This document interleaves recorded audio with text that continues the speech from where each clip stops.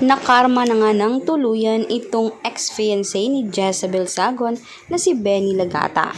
Hindi talaga maiiwasan na tumawa ang mga netizen matapos siyang makarma. Tila parang boomerang o bumalik sa kanyang mga kamalasan na nangyari kay Jessa. Sabi nga ni Jessa, nag-iwan ito ng mensahe. Nawalan man ng isa, pero na palitan naman ng marami.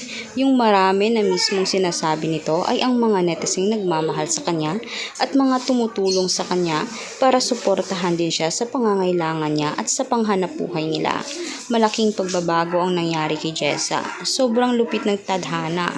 Isang viral mo lang, tila parang akalain mo naman ang blessing ay isang buhos din. Siguro nga, deserving naman talaga siya kasi nga may mabuting puso naman talaga. Kung sinong iniwan, kung sino ang nasaktan, sino ang nagpaubaya at lalong-lalo na sa lahat, sino ang nagsakripisyo ay sa huli ay siya ang gagana. Lahat ng mga blessing mismo at mga mabubuting kawang-gawa ngayon ay nasa kanya. Nagpapasalamat naman siya dahil kundi dahil sa RTIA, hindi dahil sa tulong ni Idol Rafi ay hindi siya nakilala ng sambayan ng Pilipino at hindi sana siya tuluyan na tulungan nila.